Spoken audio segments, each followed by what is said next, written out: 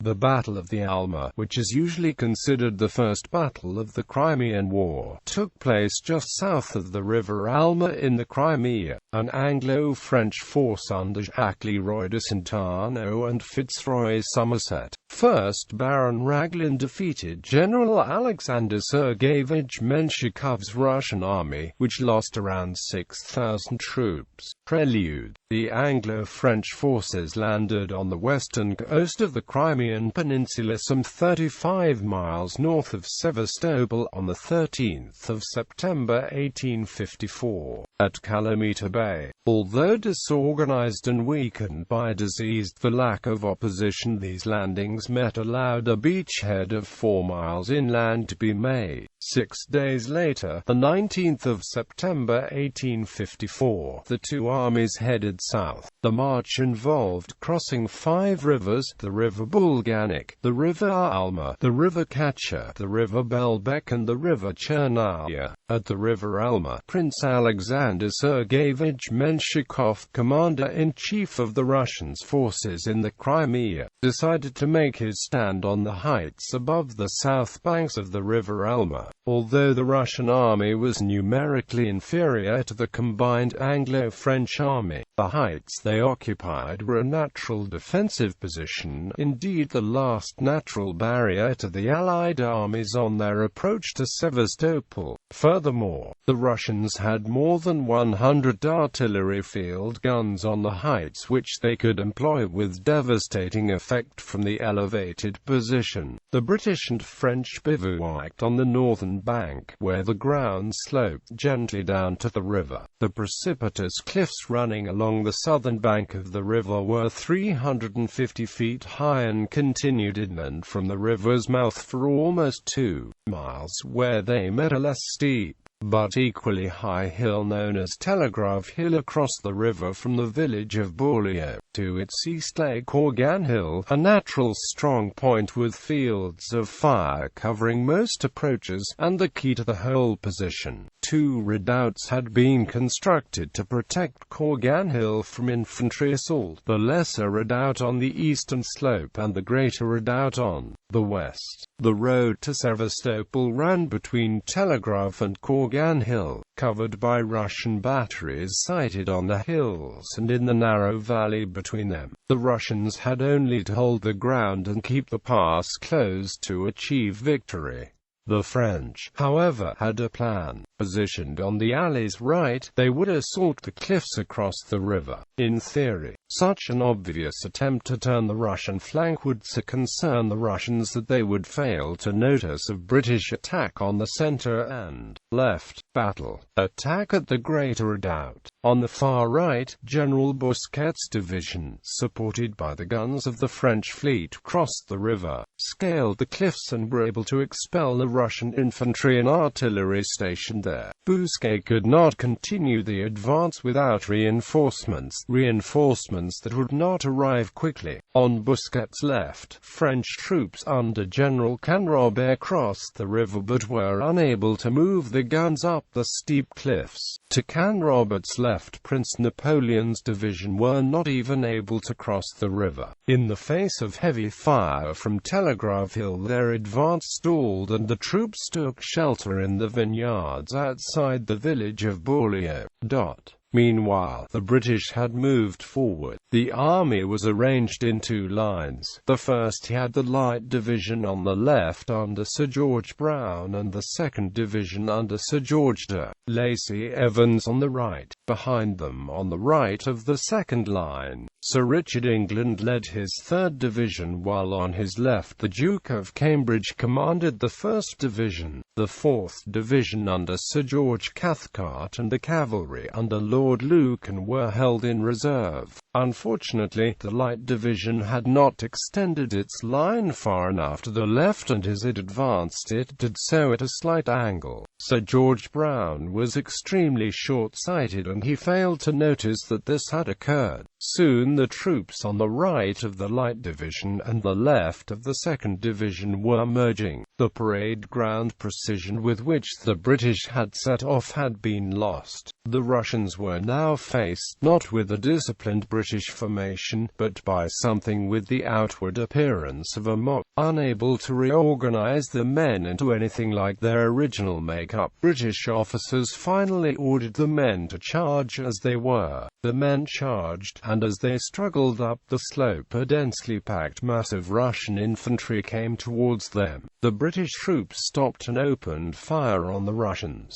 The skill of the British's professional riflemen, using the newly developed Minié ball, forced the Russians back. The Crimean War was the first war in which the Minié ball was employed. Most British regiments in the Crimea had been fitted with the new type of shot, that took advantage of the rifling inside the barrel of the new British guns. Thus, a spin was placed on the Minié ball in flight on its way to the target. This produced much more accuracy, over a much greater range, than the old-style smoothbore muskets the Russian army was supplied with. Here at the Battle of the Alma, the Minié ball was to have a devastating impact on the Russians. The Russians had to be within 300 paces of the British to attain any kind of accuracy with the smoothbore muskets, while the British began firing the rifled Minié balls accurately on the Russians at a distance of 1,200 paces. As the red-coated line started back up the hill, the Russian artillery opened up,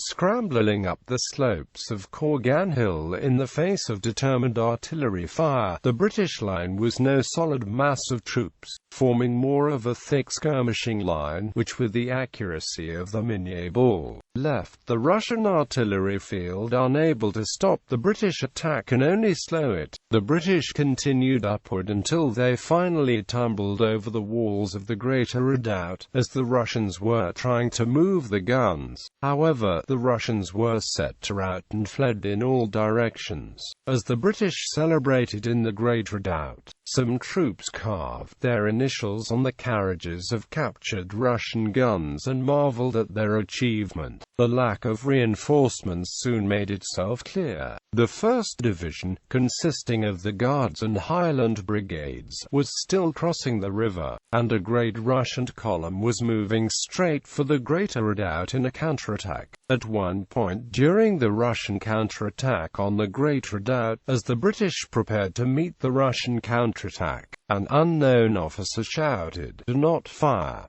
They are French." Quote. Other officers shouted the order to fire, and in the confusion the British troops began to withdraw from the redoubt, retreat and second attack as the Russians' column marched down to the Greater Redoubt. An astonishing fact became apparent. Earlier in the day, Menshikov had left Kurgan Hill and proceeded to view the action on the far left of the Russian army where the French had seemed to be initially, causing a danger. Now his second-in-command, watching his men push the British down the hill, looked westward for a sign of Menshikov. Instead he saw the cocked hats and white plumes of British staff officers atop a spur of Telegraph Hill calmly watching the battle. Lord Raglan had wanted a better view of the proceedings and, followed by his staff, had ridden past the French skirmishers on the left of Prince Napoleon's division and through the Russian skirmishers facing them. Stumbling across an upward path, he finally found himself on a ridge jutting out from Telegraph Hill, overlooking Kurgan Hill and the valley between, suggesting to his staff that it might be a good idea to have some guns in such a commanding position. The thought was taken as an order, and soon 2 9-pounders were firing from the ridge. The Russian batteries in the valley were forced to withdraw by fire from these guns,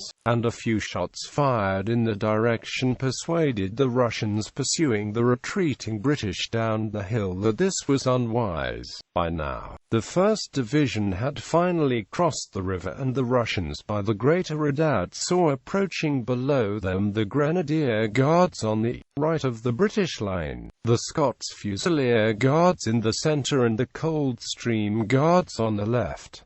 Out of sight on the far left was the Highland Brigade. Below the greater redoubt, however, a group of Royal Welsh Fusiliers had held their ground when the comrades had retreated and were firing up at the redoubt. Suddenly the Russians unleashed hundreds of soldiers, who swarmed over the parapets of the retaken redoubt and poured a shattering volley of musket fire downwards. The Royal Welsh Fusiliers were smashed and rushed down the hill, crashing into the advancing Scots Guards with such force that the line was broken in many places. The Scots Guards faltered, and when they were 40 yards from the redoubt, the Russians mounted a massive bayonet charge. The Scots Guards were forced to retreat, and they did so, stopping only when they reached the river. Almost 200 of them lay dead on the slope. A large gap now existed between the Grenadiers and the Coldstream Guards. The Russian generals saw their chance and pushed 2 battalions into the gap.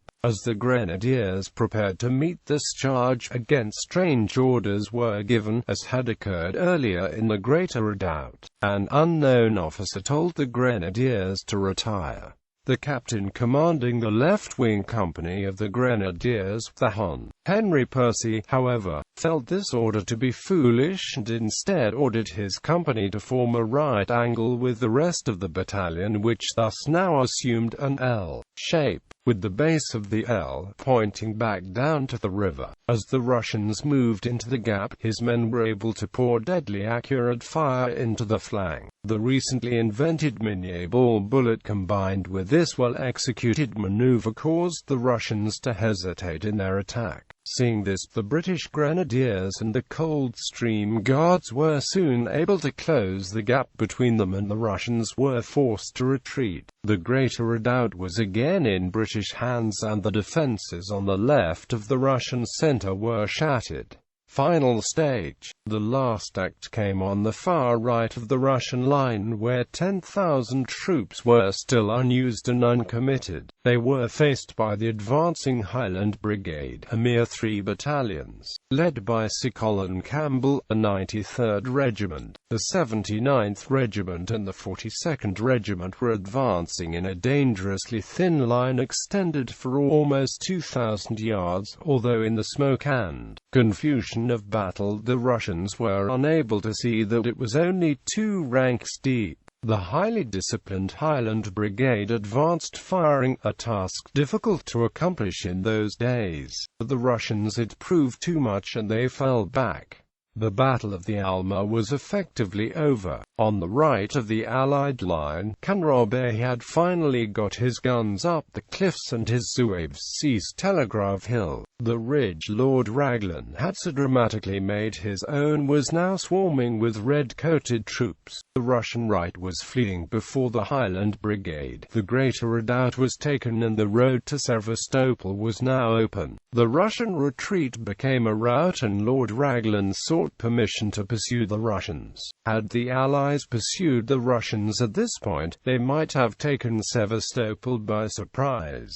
However, General Arnaud decided this was impossible, for his French troops had left the packs at the start points across the river and would have to go back for them before further advances. Furthermore, unlike the British, the French had no cavalry with which to give chase. Further, convincing certain Allied commanders of the need not follow the Russians was the Russians' own decision to blow up and sink their own navy across the opening of the harbour of Sevastopol. Realizing that their fleet could not match the Allied fleet in speed or gunpower, the Russians made this bold decision to sink their ships across the opening of the harbour to prevent the Allies from entering the harbour. The successful Allied land forces on the River Alma now realized that any attack on Sevastopol would have to be made without any support from their navies. Accordingly, under all these restrictions, the French commanders were reluctant to pursue the Russians at this point. Raglan was unwilling to pursue the enemy without French support, and the broken Russian army was able to escape unmolested. Only on the 23rd of September 1854 did the British and French land armies begin the march to Balaclava to begin the siege of Sevastopol. Legacy. During the battle, the 1st Battalion of Zouaves lost 222 men, the 2nd Battalion 74 men, and the 3rd Battalion 63 men. In the United Kingdom, Alma, as a girl's name, became popular as a result of the victory.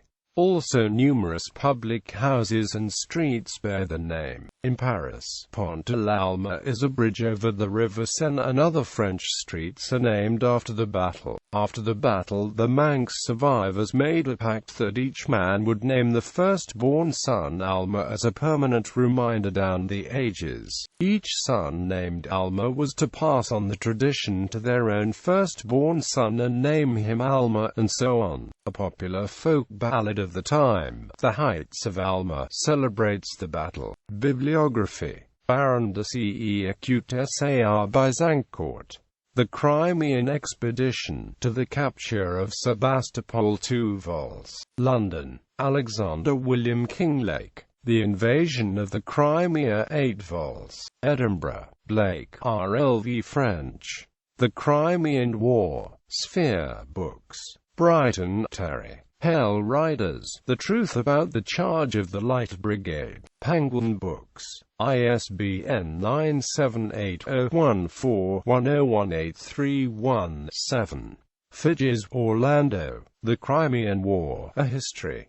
Picador Publishing. ISBN 978-1250-00252-5. Fletcher, Ian and Ishchenko, Natalia. The Crimean War, A Clash of Empires. Spellmount Limited. ISBN 1-86227-238-7. Greenwood, Adrian. Victoria's Scottish Lion. The Life of Colin Campbell, Lord Clyde. UK, History Press. p. 496. ISBN 0-75095-6852. Christopher Hibbett. The Destruction of Lord Raglan, A Tragedy of the Crimean War 1854–55. Pelican Books. Pemberton, W. Baring. Battles of the Crimean War. Pan Books Limited. ISBN 0-330021-818. Royal, Trevor. Crimea, The Great Crimean War 1854–1856. Abacus.